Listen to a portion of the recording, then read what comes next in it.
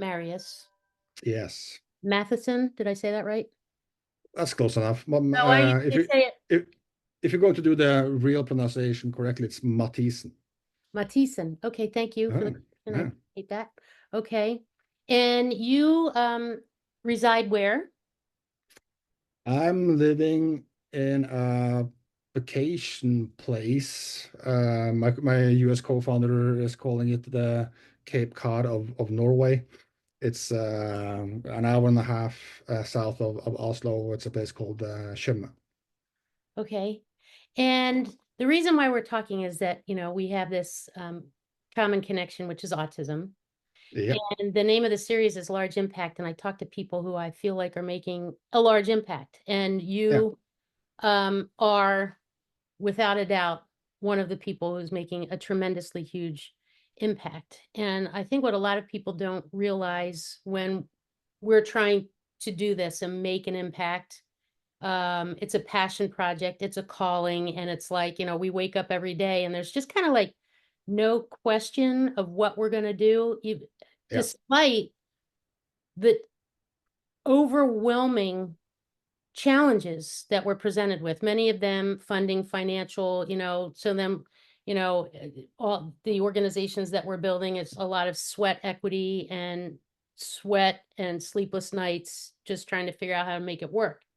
And tears. Oh yeah, that too. And beers and Yeah. tears. Like Yeah. actually I've tried to stop that stuff. But anyway, I digress.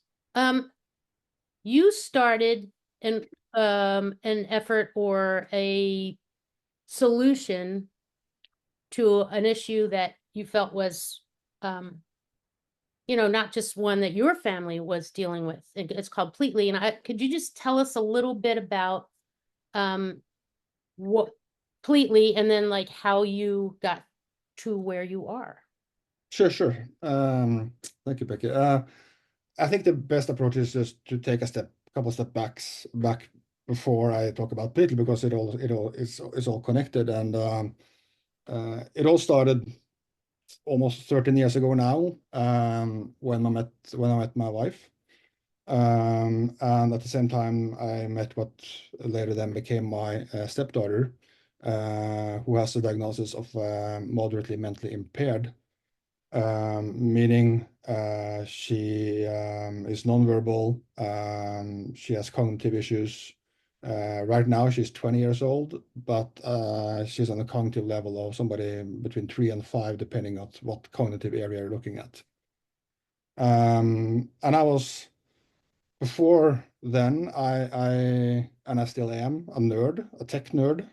All things technology, always been super enthusiastic about the possibility of technology and deep diving into it, and that's been dear to my heart. And not only did I get the rude awakening of understanding how underserved this space is in general, Mhm. both for the care recipients, people with IDD and autism, but also their caregivers and especially then family caregivers. But I also realized how underserved it was in terms of proper and good technology and innovation, which frankly made me a little pissed off because I knew the capabilities of technology. I knew what other products was out there for us, quote unquote, neurotypical people. Um, and yeah, it was kind of frustrating to experience the lack of innovation in this space. So I then took upon myself to create a game for my daughter to help her with her cognitive training, and we gave that away for free. It was then downloaded 10,000 times.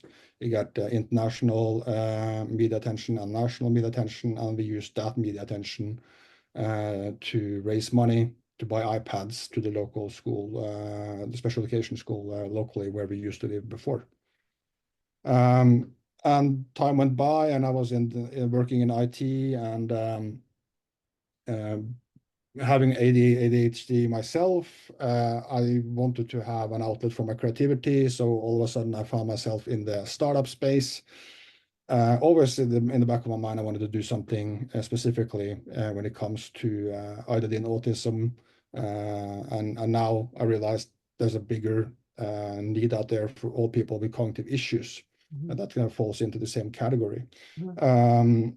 Um, but during the process, I was a family caregiver. I never envisioned myself to ever becoming one, and I'm jokingly telling when I'm talking to other family caregivers, it's like I actually chose to be a family caregiver because unfortunately there's a epidemic of us men, um, fathers picking up and leaving and moving to a different state and just starting a new life, leaving the mother alone as a single mother of somebody on the spectrum or IDD because they can't handle it and just easier for them to just start a new I, life. I think the stat is like 85% of marriages, with autism end in divorce. And a lot of times it is the father who just, Yeah. can't handle it. So kudos to you. Well, thank you. And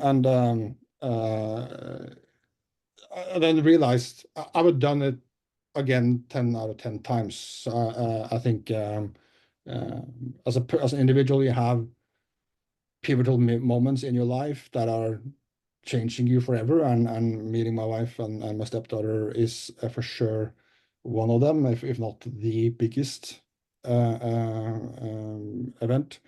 And I would do it 10 out of 10 times.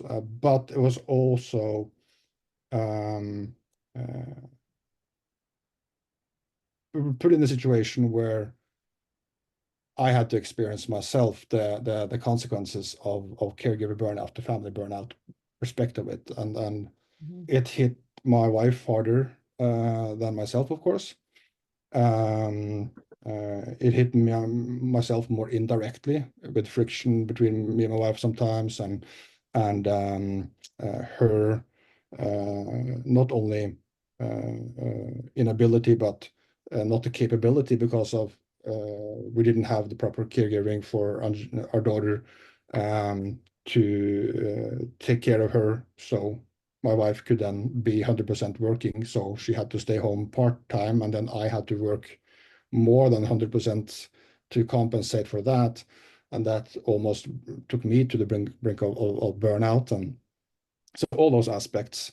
But over the years, there was a common denominator of what triggered these events of like frustration, anxiety, the fight or flight responses, which for family caregivers are not uh, instances of fight or flight. It's more like a constant state of fight and flight. Is my observation. Um, and the key factors there were the miscommunication and the lack of coordination between everybody that was supposed to be caregivers or for our daughters, Kind for of my like when you daughter. hand the baton, like you take them to school and you're like, okay, here you go. You're handing over the baton, team, right? Yeah, Just yeah, like hoping that everybody's performing as, like really in the yeah, interest of your child and, but, they, exactly.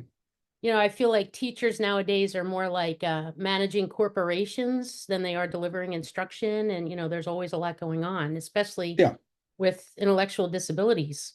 yeah, Crazy. and so many things that you need to be aware of, and Yeah.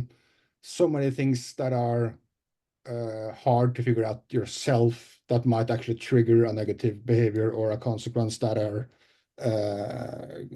super impactful, negative impactful for the child. And I didn't, at least where we were, it wasn't a good way to structure all this. And we always got the same excuse. It was like, we didn't have that information. We didn't know. I'm not going to go into the details about the consequences for our daughter in this case, but it was pretty severe, and people are shocked when I tell how much it impacted our daughter, and then of course subsequently my wife, and then myself and her siblings, yeah, etc.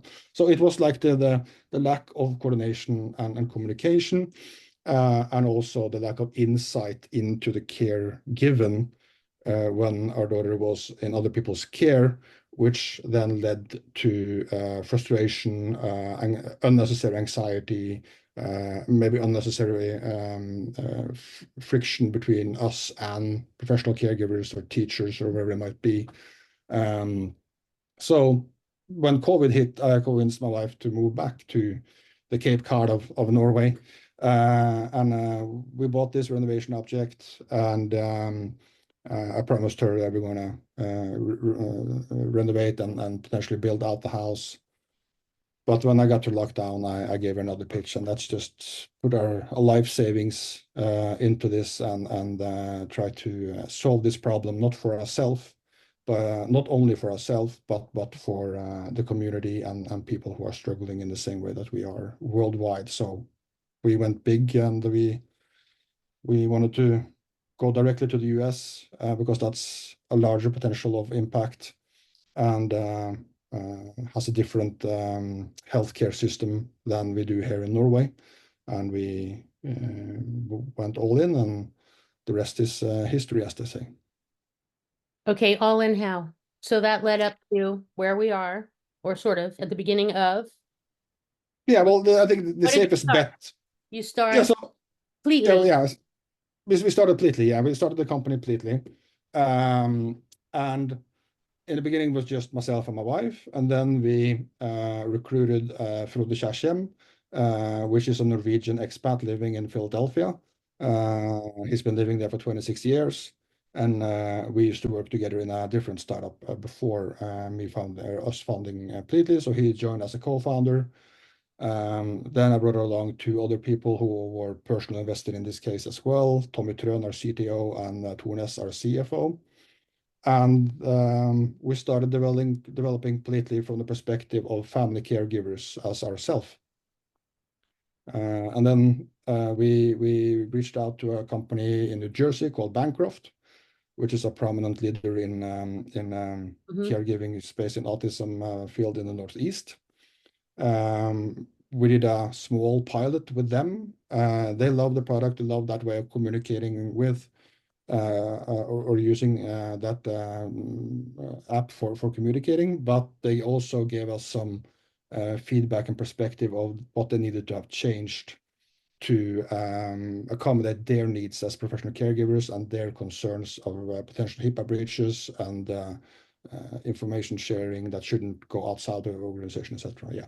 So when we're doing things or creating things or whatever it is that we do, fabricate, like you said, it was kind of based on your experience and what you experienced with your daughter. So when you partnered with Bancroft, Yeah. was there, you were grateful for the feedback, of course, but was there something that you were like, oh my gosh, right? It was like an aha moment. Like, what was like one or two things that they requested or asked for, that you were like, oh yeah.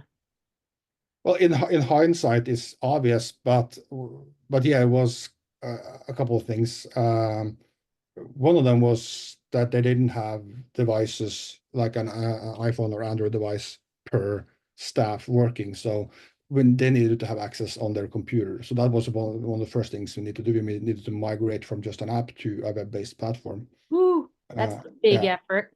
That's like a whole other yeah, effort. It's like a whole other effort. we, yeah. So we've been working tirelessly with that. Yeah, Ching. yeah, that cost a lot of money. But also, I think the most important is like from our perspective as family caregivers, we just want to have natural flow of information, and the more information that is in circulation, the better. Um, but that's not necessarily the case from the provider's standpoint. And I'm not saying they want to hide something or nothing like that necessarily, but there's um, there's some information that shouldn't go outside the provider's organization because of, as I said, HIPAA, potential HIPAA breach, or a different form of communication. Some employees might be too direct or some even rude, and they need to have some oversight over how the employees are actually communicating. Ooh. Um, um, but they have a stronger need for having a safe or guardrails around the information flow. And I think my initial instinctive reaction was like, hell no. It's like, it should be, everybody should know everything and provide the best care. But of course, I realized as working with them and speaking to other providers as well, they have the same intent as us, as provide the best possible care, but uh, um, they have to take other potential risks into account, lawsuits, Yeah. HIPAA breach, Mhm. data protection, all those kind of things. And that's a complex thing to manage. I totally get it. So instead of fighting with them, Pletly is now trying to ally with all the providers, and figuring out how we can solve their pain points and their concerns while we are still developing a better flow of information. I think that's the best approach, instead of just throwing up our hands and giving up because we disagree or something, but we Right. can't do anything about reality. And yeah. Well, okay, so yeah, the web-based thing, I know because we started with web-based and then went to the app, and Mhm. like they're both their own animals, and it's not like, oh, you have an app and it can just transfer. No, and especially if you want them to talk to each other and all that stuff. So that must have been. I remember you telling me about this a while ago because it's been Mhm. 2 years, maybe. A year now, I think. Really, only a year. Yeah. So, and I was like, oh, because it's like I said, a whole other business effort. And then I was thinking about, Yeah. talking about the providers and, wanting communication and everything. And I would think that one of the, I don't know if it's a challenge or like a roadblock or something, is that of time, because everybody wants communication. And I know that, emails, if you think of them as like emails, Mhm. how many people is it that you need to reach out to? And it might take you a week or two, or how many people, how many emails that we have every day. So the flow of information and taking the time to be able to do that and get the buy-in of the staff, Yeah. Yeah, it's so I think it's all about selling in the value proposition from their perspective, instead of coming in like, I'm a father, a family caregiver, just like your customers and clients. And now you listen to me, and I'll tell you what's best to do here. That's never going to work. So you have to figure out what's their pain points and what will motivate them to actually adopt a system like Pletly. And family friction is one of them. If you are in the loop with the families, they are less likely to start arguments or discussions. And we as family caregivers can be emotional and irrational, and yeah, exactly. So like a scenario where like you are on the phone with Lisa's mother, and you promised to call her up in half an hour to check something, and then you forget because your shift is over, and then the next poor guy uh, start their shift, and they got a phone call from Lisa's mother, and you get called every bad word in the English vocabulary, right, and you just started your day. So that's one value proposition for the care providers. But of course, um, they are going to have this communication flow regardless, because they're doing the emails, they're doing the phone calls. The most engaged parents could be calling multiple times per day. Some might even show up at the care providers' facilities to make sure everything is in order. That's time consuming. So why not just post an image on the social feed completely, give a couple of sentences about Lisa's day, and you will have better relations with the family members. So I think it's when it comes to adoption, I think it's you need to listen to their needs and their concerns, try to accommodate that, and give them a good incentive to actually use it, instead of trying to push something down their throat, because that never works. right. So what is the origin of the name Pletly? That's a good story, and understandably, uh, uh, native English speaking people are first time they hear about us or read our name, they say Pletly because it's spelled with one E. Um, but it's Am taken I from saying the it word. right? You are saying it perfect. Yeah. It's being recorded, and I was like, I didn't ask Yeah. that. Yeah, no. Yeah, that's perfect. It's taken from the word completely. Yeah. So we're just taking away the com, and the rest of the word is there. And it's all about having the complete care circle, bringing a complete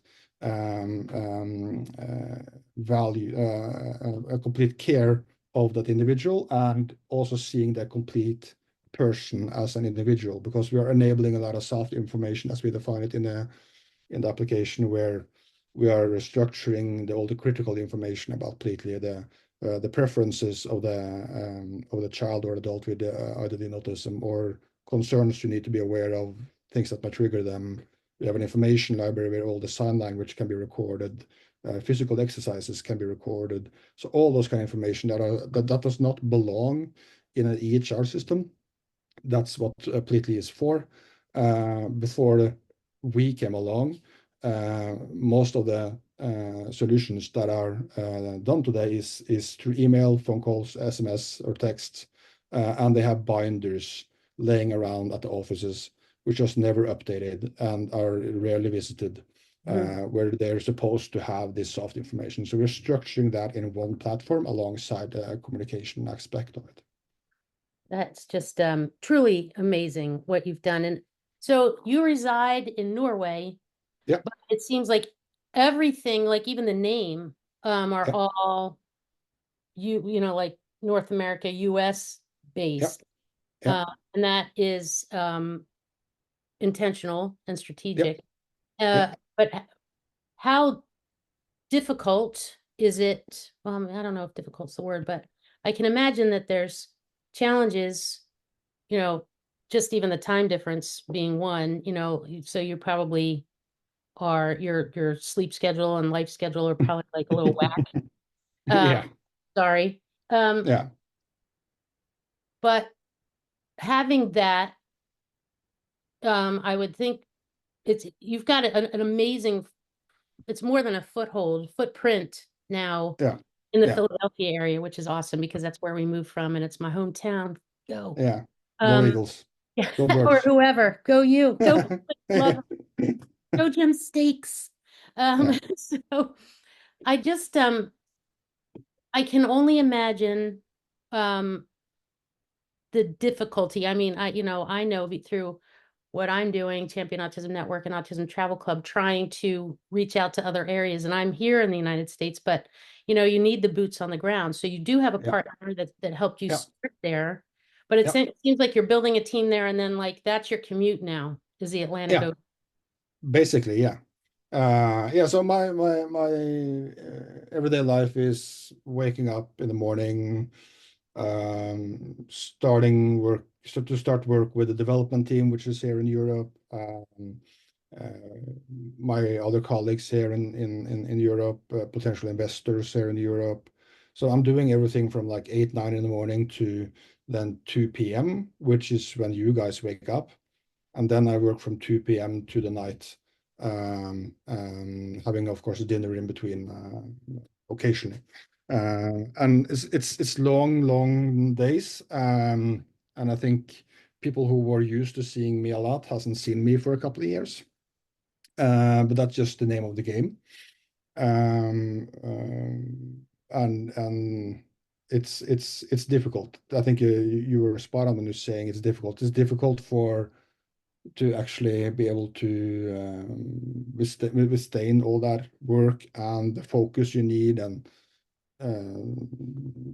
like having meetings with potential investors where you need to be at your A game at 10 o'clock at night, and you've been working since 8, and you are speaking in your second language, and there's so much terms and terminology that also is not natural for me to use at all times.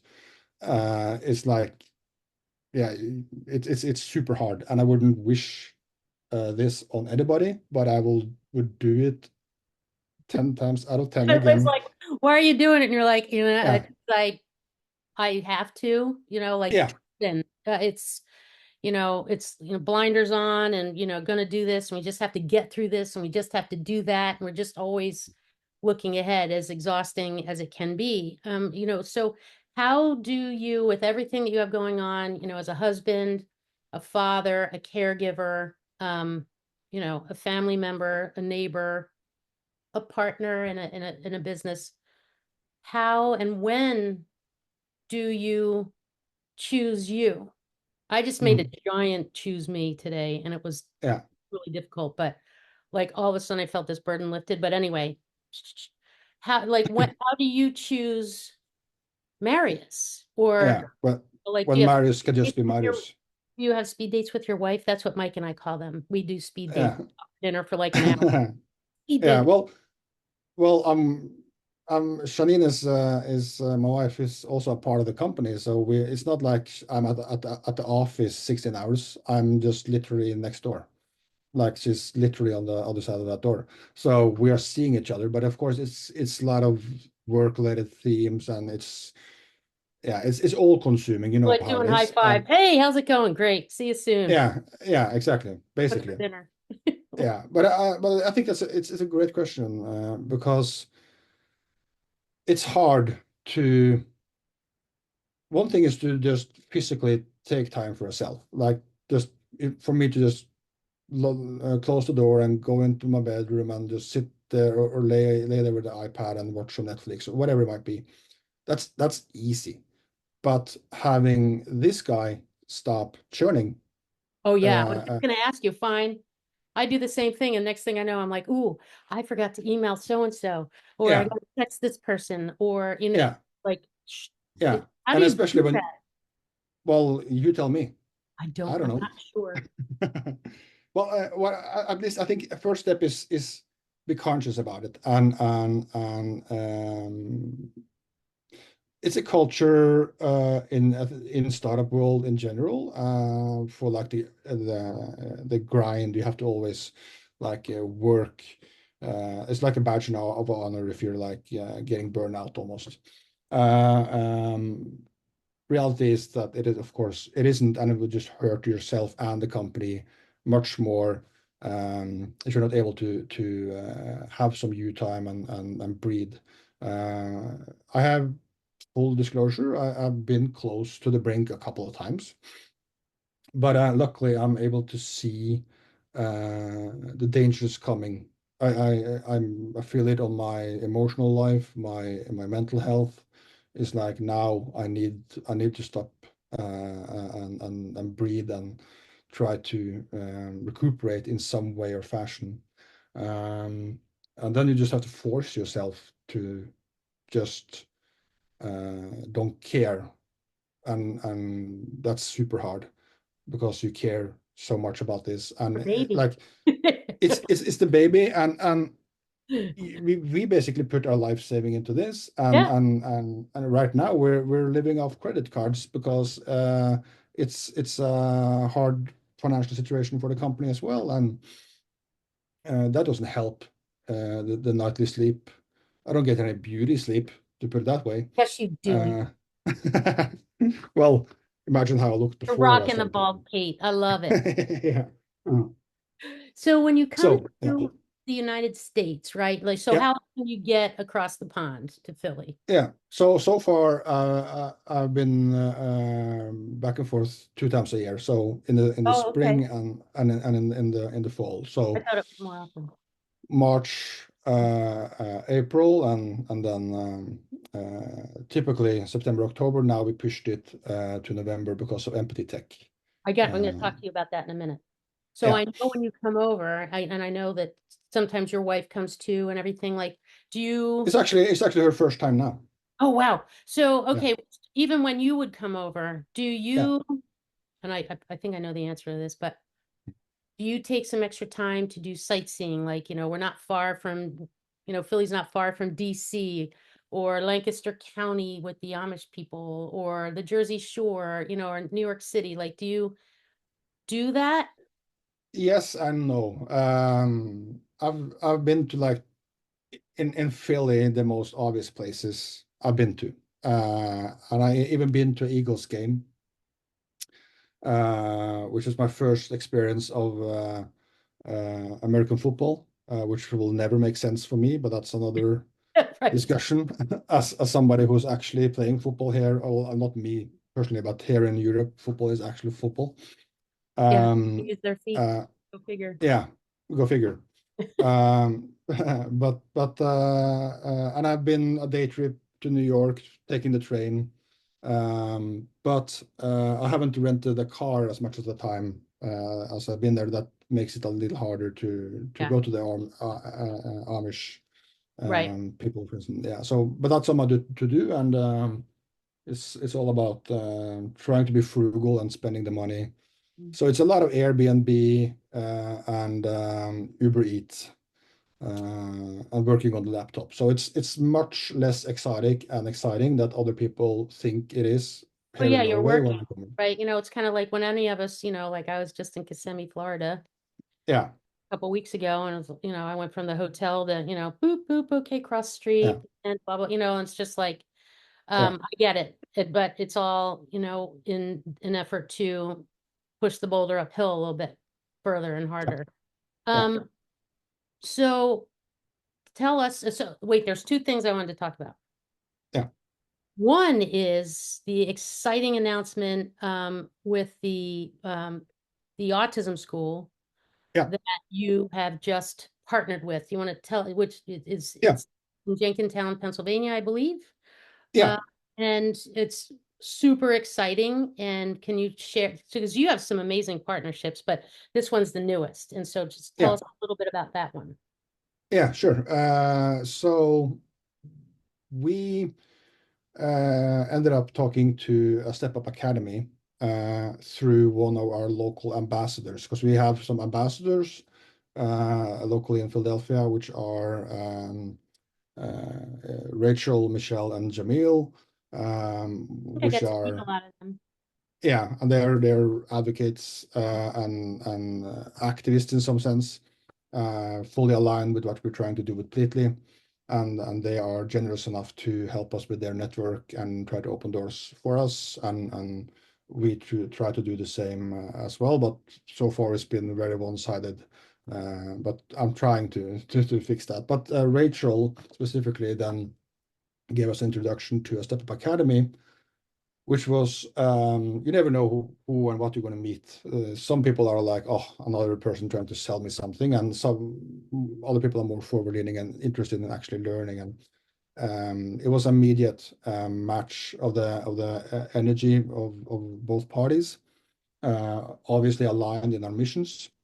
And then we had a follow-up meeting recently, and I was super impressed with how structured they were, of like they have mapped out their tech stack and how they were, what kind of technology they were using now, where there were some gaps, what they needed to be better on technology. So they had done a really good groundwork there. And we have already had multiple other pilots, but not in special education specifically. So I pitched to them a two-phased partnership where one is going to be, um, excuse me, piloting Pletly as is today, the value proposition we have of improved communication, coordination, etc., and see how it works in the context of special education. Do we need to change something? If so, what do we need to change?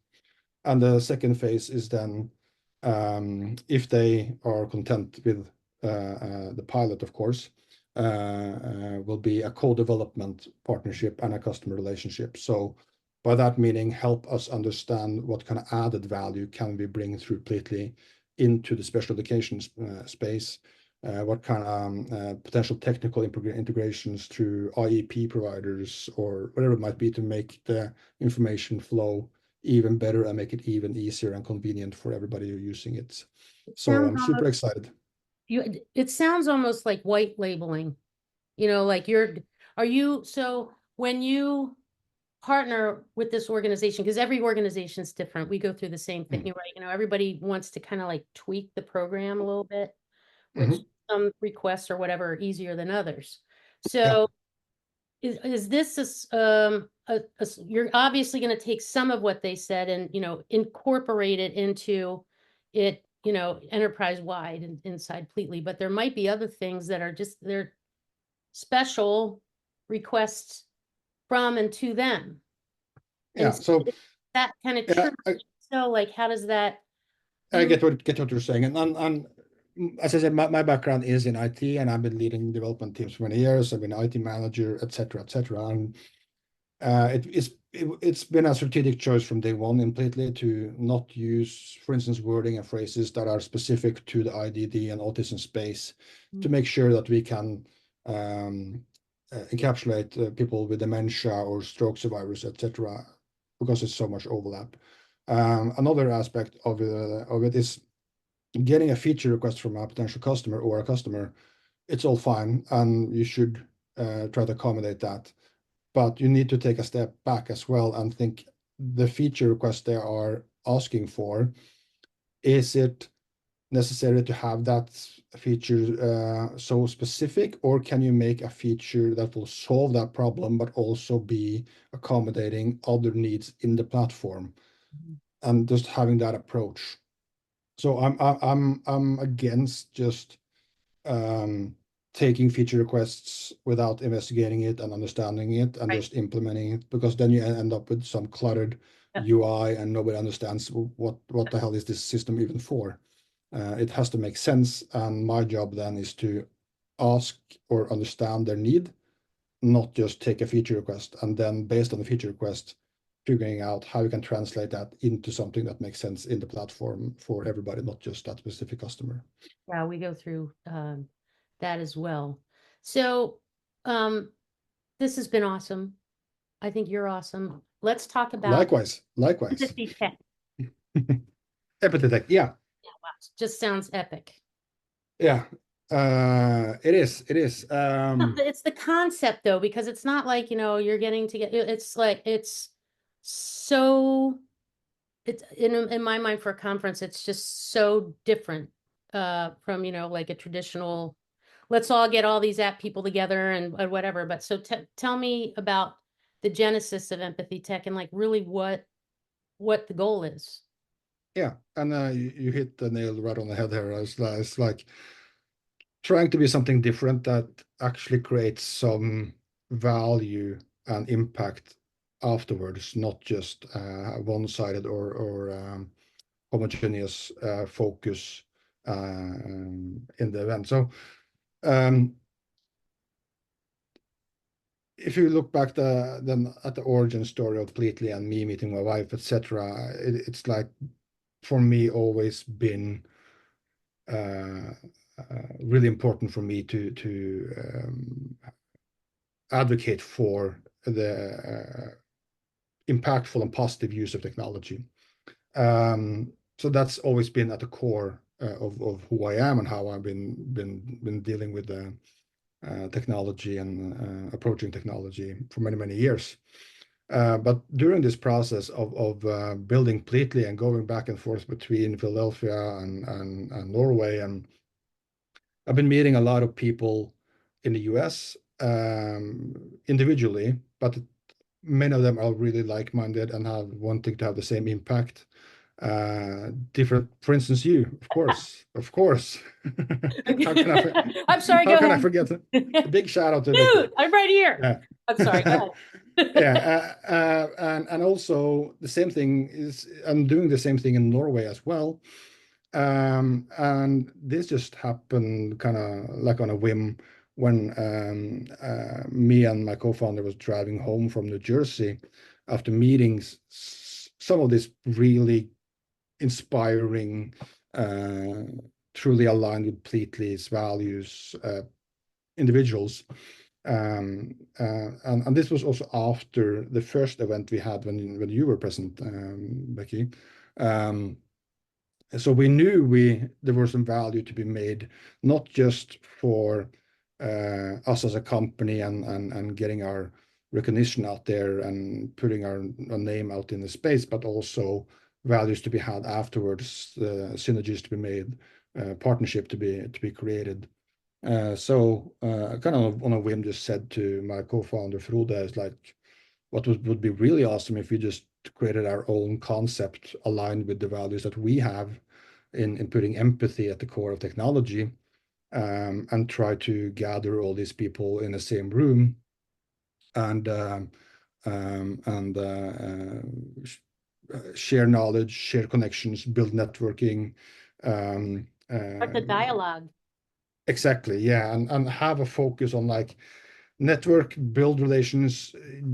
Is not just sitting there and listening for hours. We're trying to prevent that. We're trying to put networking as a core aspect of the event.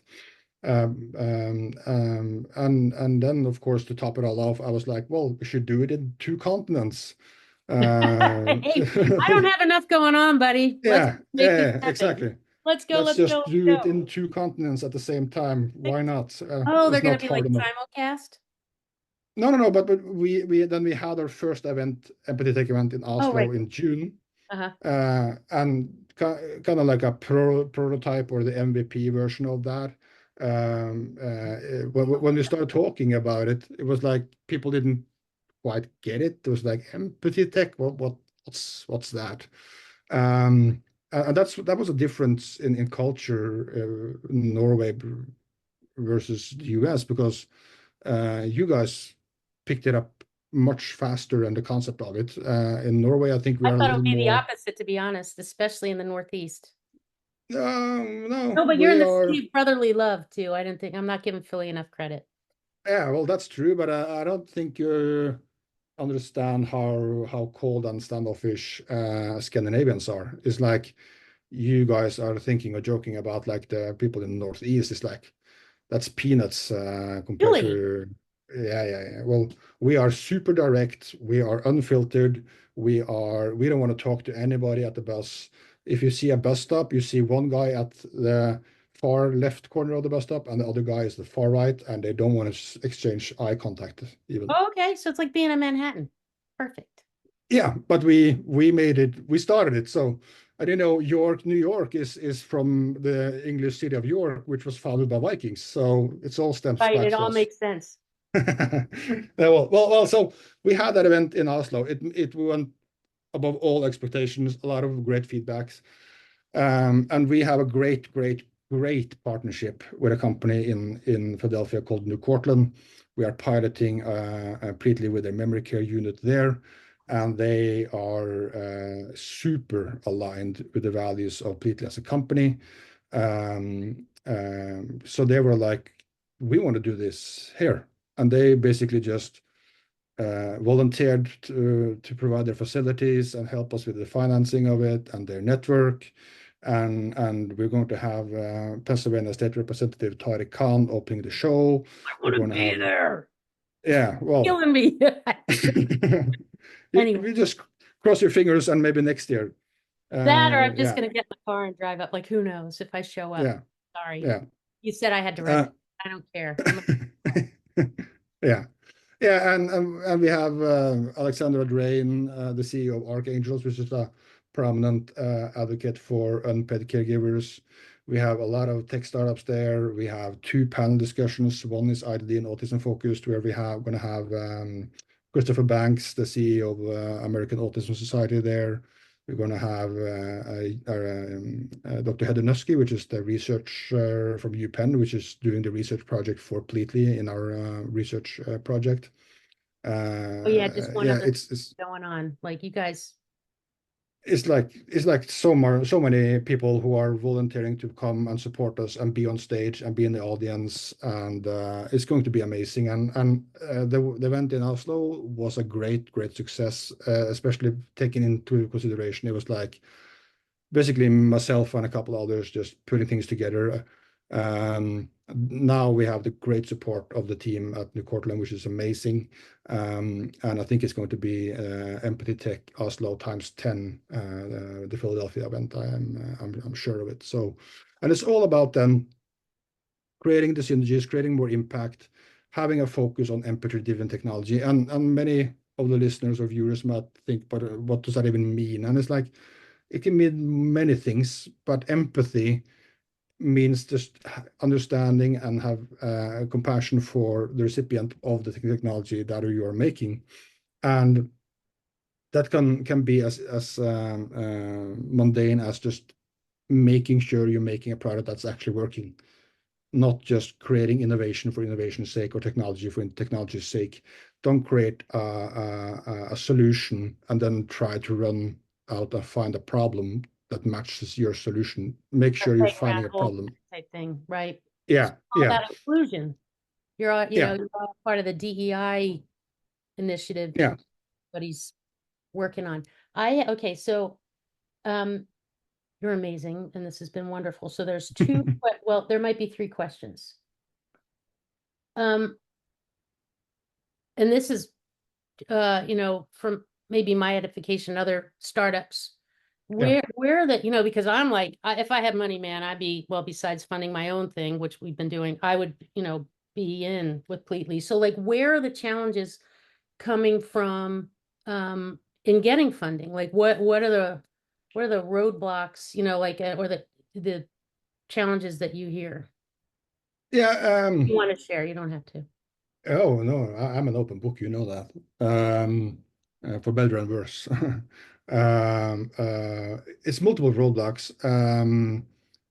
One of them is, of course, this space is not as hyped as many other tech and innovation spaces. Right. If we were marketing ourselves as something that are more, we're using AI in our platform, but we are not calling ourselves the AI revolution in healthcare, blah, blah, blah, blah, blah. We have soft values. We are talking about like uh, um, person-centric care, dignified care. That our focus is and is always going to be that way. But if we were marketing ourselves as like the next AI revolution in caregiving, I'm sure we will have a lot more funding. But we're not going to Huh. go That's away from our principles. So that's one aspect of it, and that's something that we should try to raise awareness of through empathy tech. Is like AI doesn't this have is over time. AI doesn't have empathy. Well, It's a human, as as as far as we know, right? Well, yeah, yeah. right. Yeah, That's okay. So yeah, and I'm a big AI proponent. I'm an optimist, but at the end of the day, there's a bubble going on right now, and if you are a company with AI, you get thrown money in your direction, easy. And when you're coming and saying that you want to help people with autism and IDD, etc., it's not the same amount of money that's getting back. We are basically reliant on people who are investing with both their heart and their brain, not just their brain. And we have been fortunate to have a backing from a couple of investors that are really understanding the greater vision that there's money to be made in this space because we have identified a gap in the market that is not filled properly by or efficient enough by current EHR providers. So we are here to fill that, and there's a big potential. But on the other side of that, there's a potential to actually make a positive impact in so many people's lives that are so underserved. And that's just to mention that in this podcast as well. The Pletly Pal application, the first product we made and we are still maintaining, and is the family version of Pletly. It's a free app. You can download it today. You can start using it with your family member who has IDD, autism, dementia, strokes, or it doesn't matter. You can download it for free.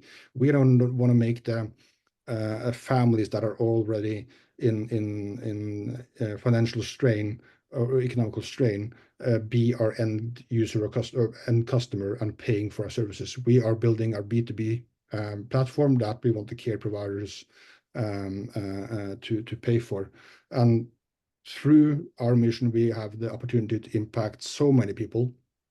And through initiatives like Empathy Tech, by proxy, we can impact even more if we are able to help another startup or have two partners link up and create a separate product.